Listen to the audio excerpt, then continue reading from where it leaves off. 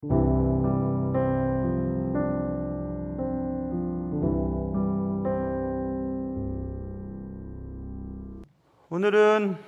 말을 못하게 하는 귀신을 내어 쫓아서 귀신이 나갔고 말 못했던 사람이 말을 다시 하게 되었다. 사람들은 그 사건을 보면서 놀랍게 여겼다. 거기서부터 오늘 본문이 시작이 됩니다. 분명히 말 못했던 사람이 말을 하게 되었으니 누구나 목격할 수 있는 사건이 생긴 겁니다. 그렇지만 사람들은 반응이 각자 달랐습니다. 엇갈렸습니다. 어떤 사람들은 그가 귀신의 왕 바알세불을 힘입어 귀신을 쫓아낸다고 했고, 15절. 또 더러는 예수를 시험하여 하늘로부터 오는 표적을 구했다. 모두가 기적을 축하한 것은 아니었다는 말씀이지요. 예수님은 그들의 생각을 아셨다. 17절. 그리고 말씀하시기 시작했다. 그 말씀에 대한 내용이 17절부터 19절에 한 달락 끊어지고 20절부터 22절까지 또 문단 한 문단 끊어지고 23절부터 26절까지 한 문단 끊어집니다. 세 문단에 세 가지 주제가 들어있어요. 그러나 다 통일되는 내용입니다. 먼저 첫 번째 문단에서 오늘 제목을 정한 것처럼 분쟁하는 집은 무너진다, 이 얘기를 주님이 하셨습니다. 아니, 생각해 봐봐. 귀신의 왕의 힘을 힘입어 귀신을 쫓아냈다고 하면 말이 안 되잖아. 사탄이 자기를 스스로 분열시켜서 귀신을 쫓아냈다는 말이 논리적으로 성립이 돼? 사탄이 스스로 자기 나라를 파괴하는 일에 자신이 가진 능력을 사용할 리는 없지 않겠니? 이렇게 지금 주님이 말씀하시는 것입니다. 분쟁하는 집은 무너진다. 남북 전쟁이 노예 문제 때문에 표면적으로는 벌어졌지요. 링컨이 연설하는 연설문 가운데 이 말을 썼습니다. A house divided against itself cannot stand. 이렇게 썼어요. 어떤 집이 있는데 분열된 집이야. 그 분열된 집이 스스로 설 수 있겠냐? 분열되어 있다면. 이 얘기를 했습니다. 미국이 한쪽은 노예제도를 원하고 한쪽은 노예제도를 폐지하자고 하고, 그러니 나라가 둘로 나뉘었다. 나라의 절반은 자유를 원했고 또 절반은 노예 상태로 계속된다면 나라가 지속될 수 있겠냐, 이 얘기를 하면서 그 얘기를 했던 것이 남아 있습니다. 그 말입니다. 사단의 나라에 사단이 스스로 자기 나라를 파괴하기 위해 귀신을 쫓아낼 수가 있겠냐, 말이 안 되지. 그 얘기를 하고 있습니다. 그러므로 어떤 사람들이 예수님의 능력이 사탄으로부터 온 것이었다고 생각하는 것은 절대 있어서는 안 된다, 이 얘기입니다. 기적이라고 하는 것을 원어를 살펴보면 라틴 말에서 나왔던데요. 라틴 말 컨트라 나투람이라고 하는 단어로 표현이 됩니다. 영어로도 우리 추측이 가능한 단어인데, 컨트라 나투람, 컨트레스트 내추럴, 뭐 이런 뜻이겠죠. 그래서 자연에 반하여 자연에 대항하는 본성에 거슬러 본성에 맞서다. 전혀 자연스럽지 않은 일이 벌어졌을 때 우리는 기적이 일어났어, 이런 얘기를 한다는 겁니다. 그런데 그 자연스럽지 않은 일들을 행할 수 있는 능력이 사탄에게는 없습니다. 컨트라 페카툼이라는 말도 있거든요. 페카툼은 죄라는 말인데, 죄에 맞서는 능력도 사탄은 가지고 있지 못합니다. 오직 사탄은 항상 자신을 위해서 일을 하는데, 자신을 위해서 뭘 하냐 하면 죄를 짓게 만듭니다. 그래서 기적이 지금 일어난 것은 사탄이 자신의 능력을 사용해서 귀신을 내어 쫓음으로 자연스럽지 않은 일이 발생된 것이 아님을 말씀하고 있습니다. 거기에 비해 예수님께서는 하나님이셨고, 하나님이신 예수님은 자연을 거스르고 또한 죄를 이기는 기적을 행하실 수 있는 유일한 분이십니다. 성경에 보면 사단도 속임수를 부리는 장면이 나오는데, 대표적으로 출애굽기 7장에 있는 거 보면 모세가 자신의 지팡이를 던져서 뱀이 되게 하는 장면이 나옵니다.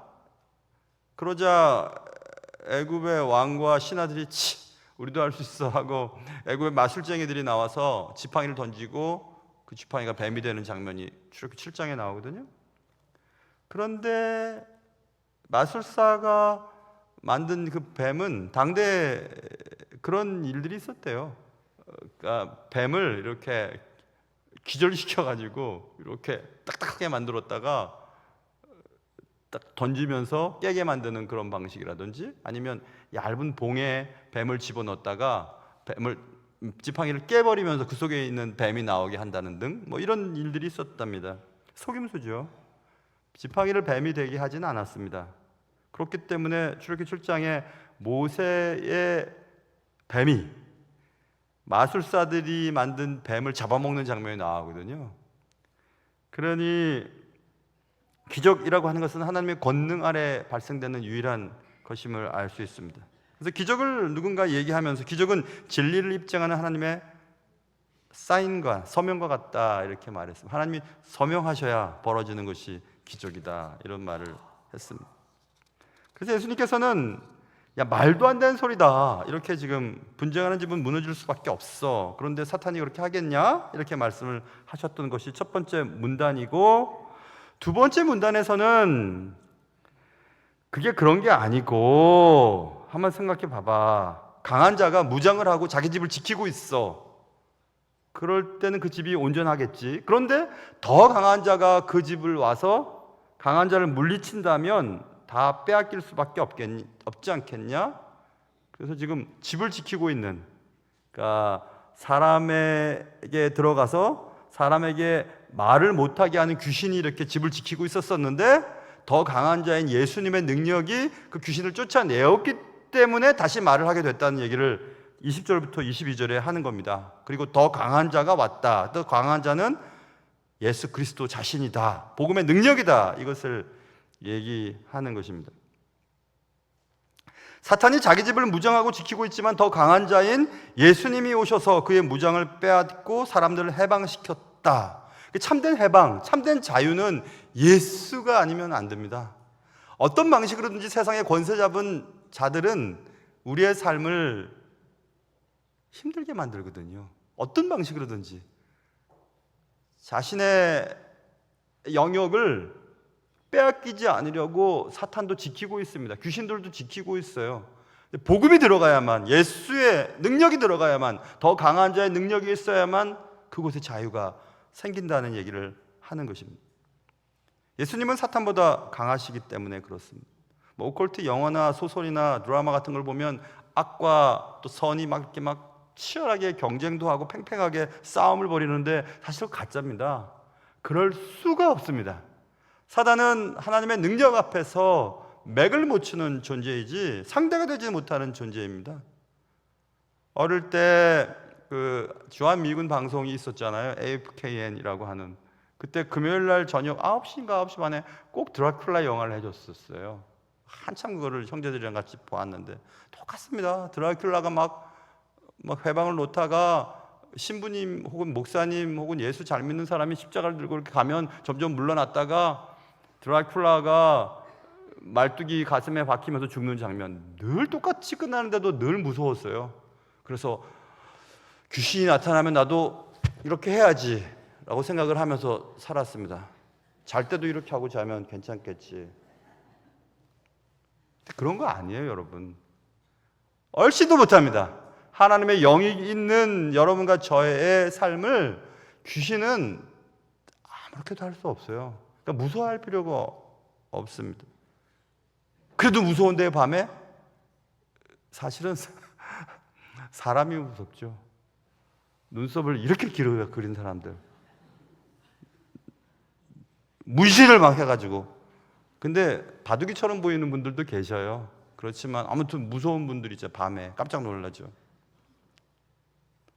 사람이 무섭지 뭐 귀신이 무서운가요? 귀신 꼼짝도 못하는데. 보세요, 여러분. 여기 어떻게 써있냐면 내가 20절 내가 만일 하나님의 손을 힘입어 귀신을 쫓아낸다면 하나님의 나라가 이미 너에게 임하였느니라 이렇게 말했습니다. 하나님의 손이라고 하는 표현을 쓰고 있는데 사실 구약 신약 다 통틀어서 하나님의 손은 하나님의 오른손, 하나님의 오른손 사역은 구원 사역을 설명할 때 하나님의 손, 하나님의 팔, 하나님의 힘센 오른팔 이렇게 말하거든요.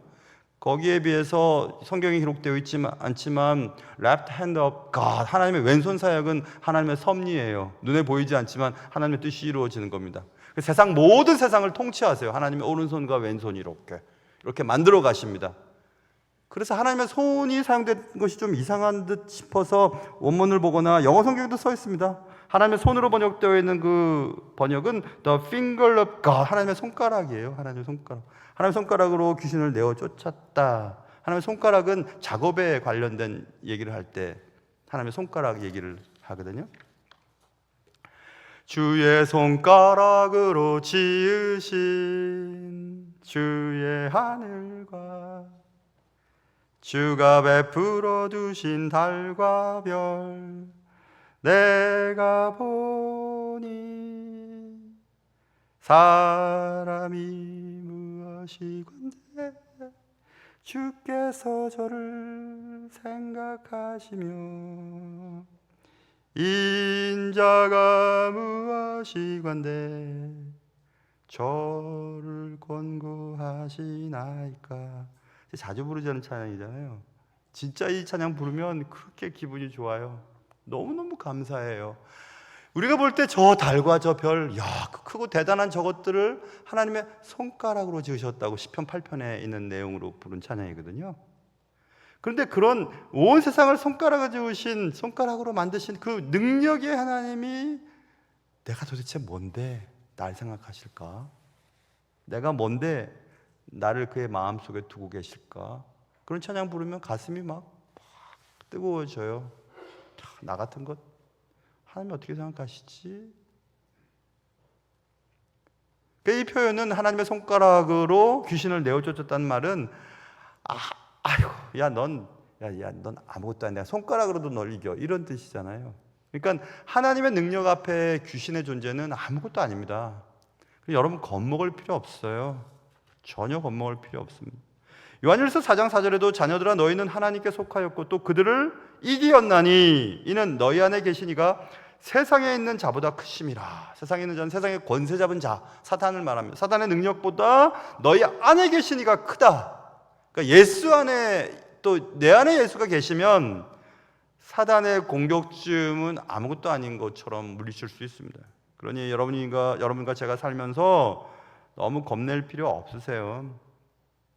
그리고 또 여러분과 제가 살아가면서 사탄과 직접 대면할 일도 없습니다. 왜냐하면 성경에서 사탄은 여기 본문에 나오는 바알세불 귀신의 왕 사탄은 초자연적인 존재이긴 하나 하나님의 속성을 갖고 있지 않아요.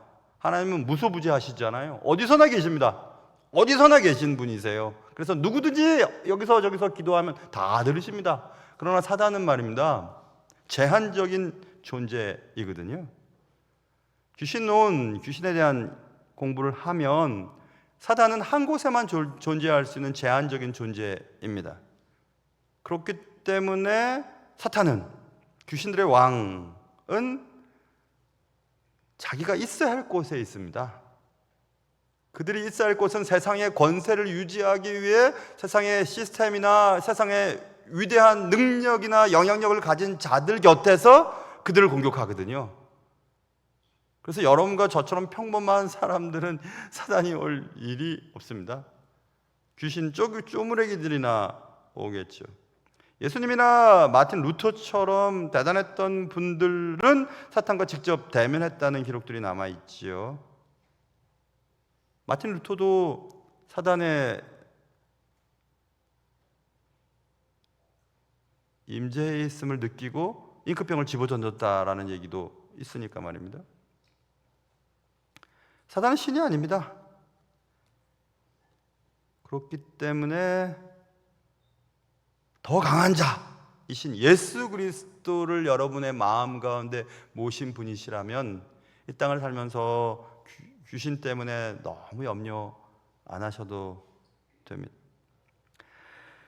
그것이 더 강한 자가 계시다.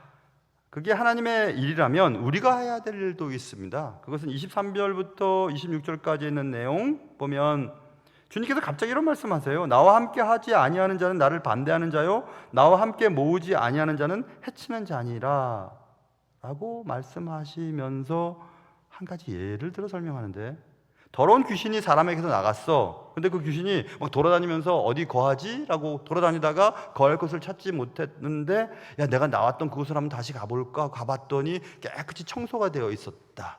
야, 이거 깨끗이 청소되어 있네. 친구들을 다 불렀다. 악한 친구들을 불러서 떼거지로 그냥 귀신들이 그 속에 들어가게 되었다.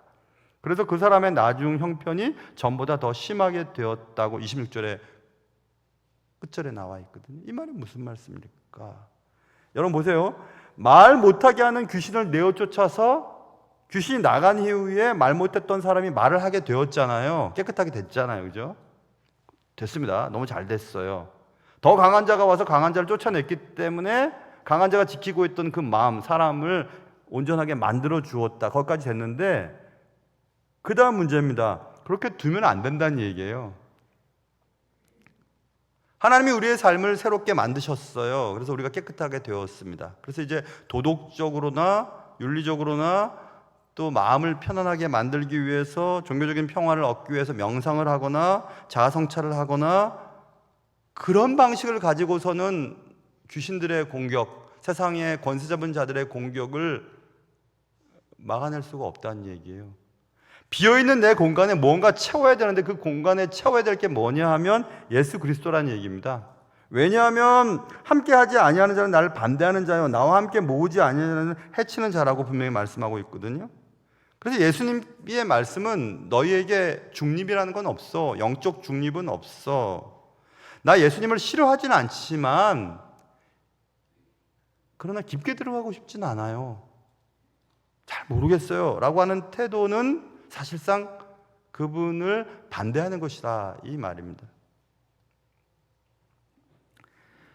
여러분도 이제 나온 학교에서 가끔씩 메일이나 문자가 오지 않습니까? 저도 제가 나온 학교에서 문자도 오고 이메일도 자주 옵니다. 자주 오는데 최근에 온 그 이메일 하나가 오늘 본문 말씀과 연관이 되어서 소개를 드리려고 합니다. 총장님이 문자를 보내셨더라고요. 총장님이 문자를 보내셨는데 그 문자는 이런 거였습니다. Policy, 정책이죠. Against Sexual Misconduct라고 하는 거예요. 성적 위법 행위에 대한 정책이라고 하는 제목을 가지고 데이비드 엠마누엘 거틀리라고 하는 분이 플로신학교 현재 총장이고, 예전에 제가 공부할 때는 리처드 마우 교수가 총장이셨는데 그분의 이메일이 왔어요. 동문들한테 이렇게 보낸 편지였습니다. 그래 뭐 또 후원하라는 인가 하고 이렇게 들여다봤더니 작년 2024년도 말 이사회의 결정에 대한 통지문이었습니다. 그 내용은 뭐냐면 미국 사회도 그렇고 한국 사회도 마찬가지지만 세계의 성 문제, 성 정체성에 대한 문제, 동성애에 대한 문제, 그리고 동성 결혼에 대한 문제, 뭐 이런 여러 가지 문제들에 대해서 미국 사회에서도 청교도 기반의 나라인 미국 사람들에게 그래도 적어도 주요 신학교에서 정확한 정책을, 원칙을 제시해달라고 하는 요청을 받은 것 같아요, 국가로부터. 그래서 이제 플러 신학교도 그것을 이사회에서 그리고 신학자들이 연구를 하면서 종합적인 요약본을 보내왔더라고요. PDF 파일로 한 10장 되는 분량이었는데, 그리고 가틀리 이 교수 총장님이 이 보내온 입장을 들어보면 이런 겁니다. 결혼과 인간의 성에 대한 역사적, 성경적, 전통적 이해를 공식적으로 재확인하는 문서였습니다. 플러 신학교의 입장 요약. 결혼의 정의 1. 결혼의 정의. 결혼은 한 남성과 한 여성 사이의 일생 동안의 언약적 결합이라고 이해합니다. 이는 성경의 창조 질서 창세기 2장과 예수님의 가르침 마태복음 19장을 따르는 것입니다. 두 번째, 섹슈얼리티, 성의 목적은 성관계는 결혼관계 안에서만 허용되며 결혼 밖의 성적 활동은 하나님의 뜻에 어긋난다고 봅니다. 이는 신앙의 순결과 성화, sanctification이죠. 성화의 맥락에서 이해됩니다. 세 번째, 동성결혼과 성적 정체성. 동성결혼은 인정할 수 없습니다. 신학생, 교수, 직원은 성경적 성윤리에 부합하는 삶을 살아야 한다는 공동체 기준을 요구합니다.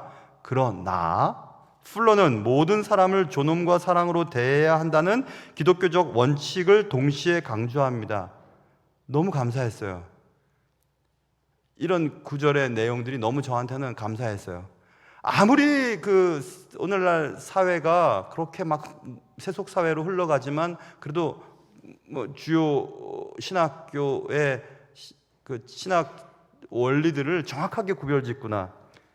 우리는 동성 결혼이나 성적인 윤리에 부합하지 않는 행동들에 대해서 비난합니다. 그렇지만 그렇지 못한 사람들을 존엄과 사랑으로 대해야 한다는 기독교적인 원칙도 동시에 강조합니다. 너무너무 감사했어요, 이런 표현들이. 그러니까 너무 이쪽으로 지나쳐서 저분들은 우리와 성적성이 다르기 때문에 저건 악마야, 나쁜 사람, 그러면 안 됩니다. 기독교적인 큰 사랑 속에서 그들도 얼마든지 우리가 사랑해야 하지만 원칙이 잘못됐다는 것은 알려줘야 한다, 이런 얘기거든요. 그러니 여러분 공적 기도에서 동성애나 혹은 차별금지법에 대한 내용을 마치 다 아는 것처럼 그렇게 강조하고 얘기를 하고 기도해서는 안 돼요. 큰 원리 속에서 우리는 그들을 얼마든지 사랑해야 하고 단지 성경적인 원칙에서 이것은 잘못됐다고 얘기하는 것은 또 그래야만 된다는 그런 얘기지요. 그래서 풀러는 복음주의 신학을 중심축으로 하지만 다른 교단의 공동체로서, 다른 교단들과의 공동체로서의 다양한 관점을 듣고 배우는 자세를 유지합니다.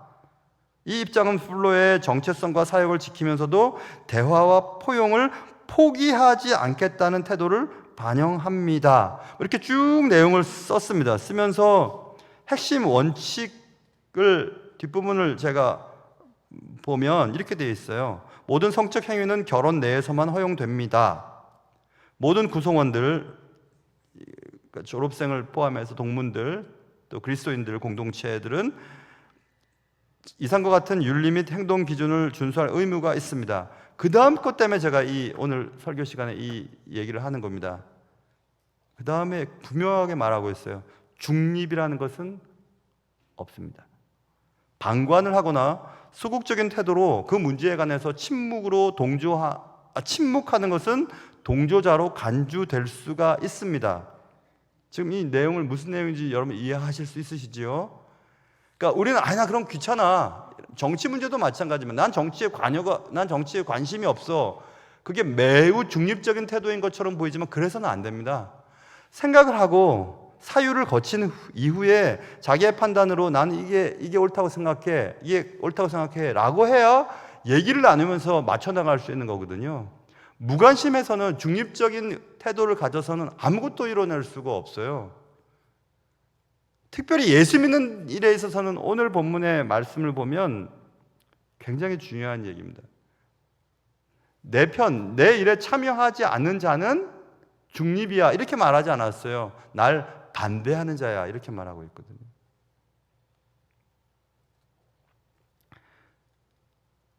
그래서 정부의 어떤 요청 때문인 것 같은데, 정부에 의해서 이렇게 정확한 원칙을 세워서 동문들에게 배포를 하면서 세계의 목회자들, 저처럼 목회자들에게 분명한 원칙을 알려주는 것에 대해서는 참 고맙다는 생각이 들었어요. 참 고맙다, 감사했습니다. 왜 이런 얘기를 하냐면, 여러분 생각해 보세요. 낙태 문제에 대해서도 한 10개월 전에 당기면 시리즈를 당신이 기독교인이라면 꼭 알아야 될 내용들을 시작하면서 첫 번째 제 강의가 낙태 문제였거든요. 그래서 의도적으로 그 문제를 제가 냈던 것입니다. 우리는 낙태를 막기 위해 아주 오래전 거리로 많이 나갔더랬습니다. 미국이나 모든 유럽이나 한국도 마찬가지고, 법을 만들고 기독교적인 가치관을 가진 자들을 정치인들을 후원해서 도덕적인 흐름을 뒤바꾸려는 노력들을 해왔거든요. 그렇지만 그 결과로 어떤 일이 벌어졌는가? 그 결과로 화학적으로 조용히 낙태를 유도할 수 있는 RU, 대문자 RU-486이라고 하는, 제가 찾아봤더니 그 약인데 그건 미페프리스톤이라고 하는 낙태 유도약이 그냥 마트에서 팔게 됐어요. 10주 미만의 임신자들을 낙태를 유도하는 약이 이제는 그 이상으로 넘어가 버렸거든요. 쉽게 구입도 하고 온라인에서도 구입이 됩니다. 우리나라에서도 구입이 돼요.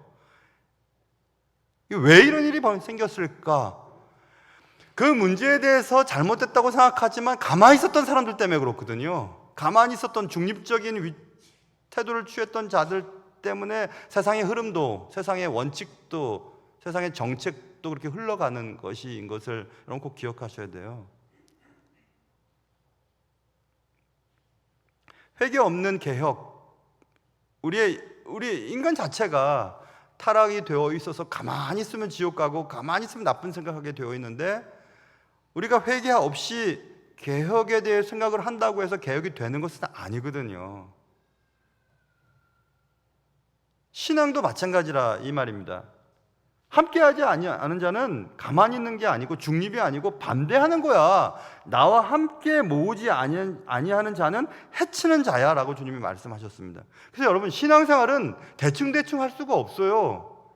한쪽은 세상에, 한쪽은 주님께 발을 디디면서 뒤뚱뒤뚱 거리다가는 아무것도 될 수가 없어요. 중립은 없다니까요. 예수를 믿으려고 했으면 예수를 제대로 믿어야 하는 겁니다. 제대로 믿어야 예수가 누군지, 예수의 능력이 무엇인지, 예수를 믿었을 때 내 삶의 변화가 어떤 것인지를 알게 되는 거거든요. 어떤 사람은 또 질문을 던지죠. 예수를 아무리 믿으려고 해도 안 됩니다. 아니에요, 여러분. 기다려보세요. 기다려보시면 때가 되면, 그리고 또 그런 문제에 대해서 고민하기 시작했다는 것 자체는 예수를 믿게 됐다는 뜻이거든요.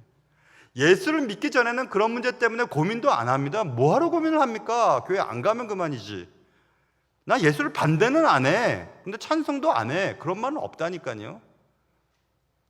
가만히 있는 것은 반대하는 것이라고 성경은 분명히 말씀하고 있으니까 예수 편에 서거나 그 반대편에 설 뿐입니다. 적그리스도란 말이 있죠. 성경에 자주 나옵니다. 적그리스도, 그리스도를 대적하는 적그리스도, 안티를 쓰죠. 근데 안티라고 하는 단어가 헬란 말에도 안티 접두어가 있거든요. 안티 접두어는 영어에서 그냥 반대하는 정도의 뜻이 아니에요. 헬라 접두어 안티는, 그러니까 그리스도를 반대하는 자, 그래서 적그리스도를 말하는 게 아닙니다. 헬라어 접두어 안티는 반대하는 이라는 단어보다 대신하는 이라는 의미를 담고 있거든요. 그러니까 적그리스도라고 하는 것은 그리스도를 반대하는 자가 아니고 그리스도로 대신하는 것을 말하고 있어요. 그러니까 적그리스도는 그리스도의 자리에 자기가 앉으려고 하는 것을 말하고 있거든요. 그냥 그 반대하지 않아 이 뜻이 아니에요. 반대해 이 뜻도 아닙니다. 그리스도인이 아니면 그리스도를 대신하는 곳에 우리의 마음이 가 있는 것이니까, 세상은 그리스도인과 그리스도인이 아닌 자와 나뉘는 거지, 그리스도인일 수도 있고 아닐 수도 있는 자로 나뉘지 않아요.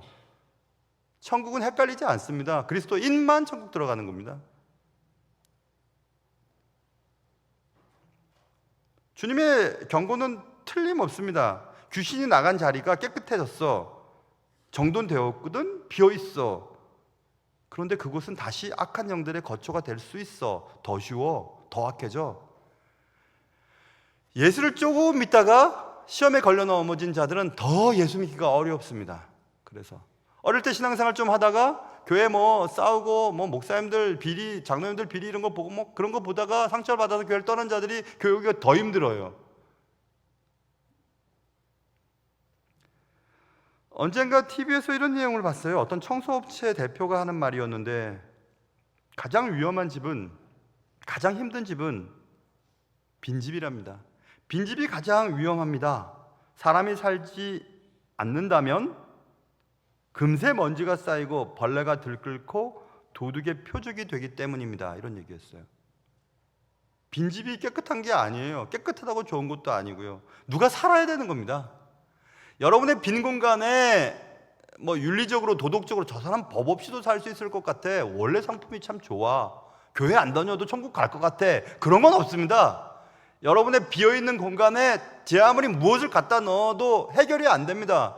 세상의 권세 잡은 사탄은 여러분을 공격하니까 여러 가지 것들로 여러분을 파괴시킬 테니까 말입니다.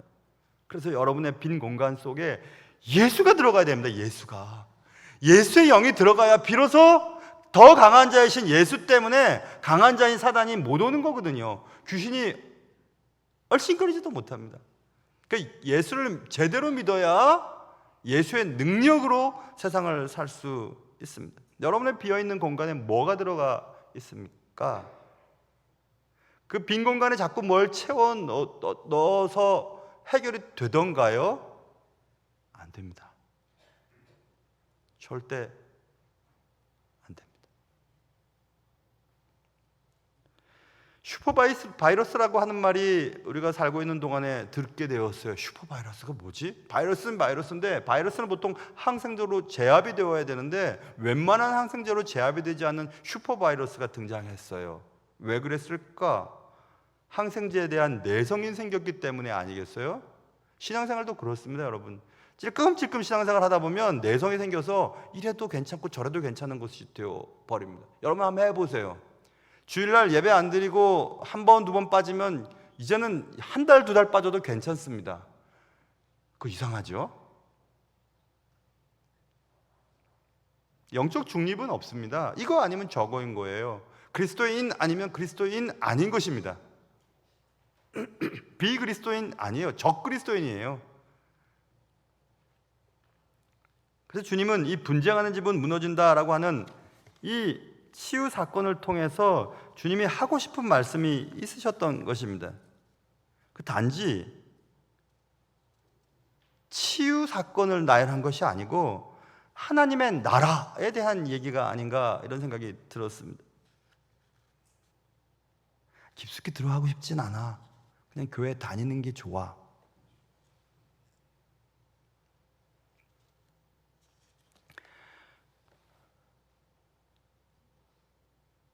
우리의 마음 안에 예수님이 계시지 않으면 다른 것이 주인이 되어버립니다. 그리고 그 주인 때문에 우리는 평생 종로로 탑니다. 그게 돈이든지 자녀든지 여러분이 생각하는 어떤 것이든지. 주님을 이제 믿게 되고 여러분의 마음속이 깨끗이 청소되어 가는 과정에 있다면 빨리 새로운 것을 채워 넣으셔야 돼요. 그것은 성령님이에요.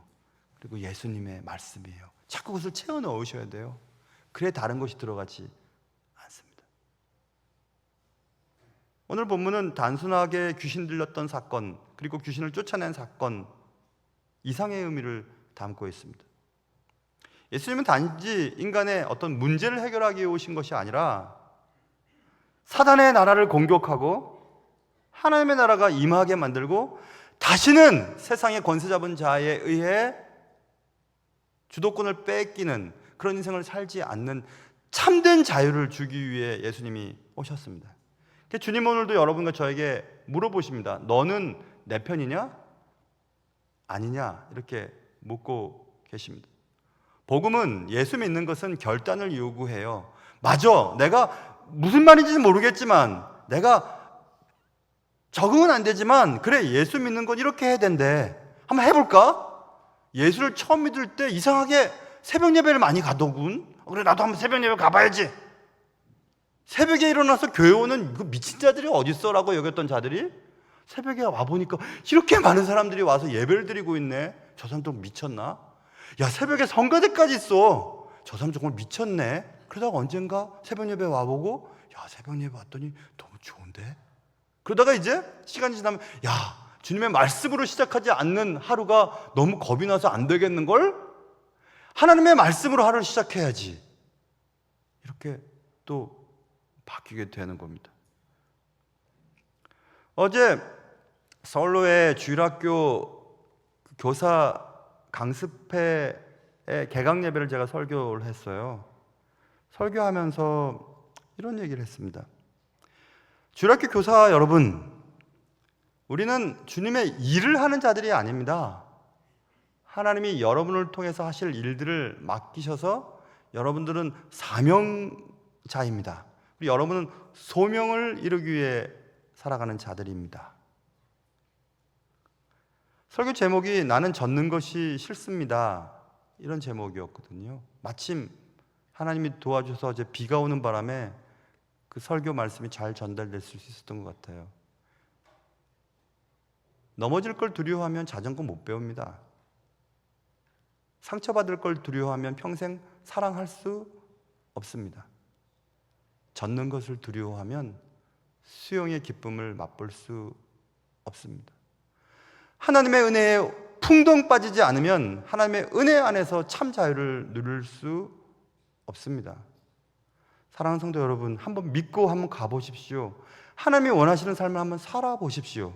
그러면 하나님 주시는 참된 자유 안에서 내 삶 속에 풍성함이, 내 배 안에서 계속되는 생수의 강이 흘러가는 것들을 보게 될 것이고, 그때 비로소 세상의 권세 잡은 자들에 의해 이리로 저리로 흔들리지 아니하고 하나님이 원하시는 삶을 살아갈 수 있는 그런 풍성한 은혜가 여러분의 삶 속에 있을 것입니다. 예수만이 유일하게 우리의 삶의 보호자가 되시고 참된 자유를 주시고 영원한 구원의 보증자이시기 때문에 그렇습니다. 분쟁하는 집은 무너집니다. 결단하지 아니하면 흔들립니다. 예수로 완전히 내 마음에 예수를 주인으로 삼지 않으면 여러 가지 것들이 나를 괴롭힙니다. 하나님의 은혜가 말씀을 듣는 여러분과 저에게 있기를 주님의 이름으로 축원합니다. 하나님 아버지, 분쟁하는 집은 무너진다고 말했습니다. 말 못하게 하는 귀신을 쫓아내셔서 귀신이 나가서 말 못했던 사람이 말을 했듯이 귀신의 또 세상의 권세 잡은 자들로 인해 나는 세상을 살면서 이것도 부족하고 저것도 부족하고 이것도 안 되고 저것도 안 돼서 늘 마음에 불만이 많고 서운하고 또 짜증도 나고 또 슬프기도 하고 내 마음을 움직였고 내 삶을 주도했던 귀신을 쫓아내시는 하나님께 온전히 내 자신을 맡기게 하셔서 하나님 주시는 참된 복음의 능력을 받아 참된 자유를 누리는 주님의 백성 되게 도와주옵소서. 예수님의 이름으로 기도합니다.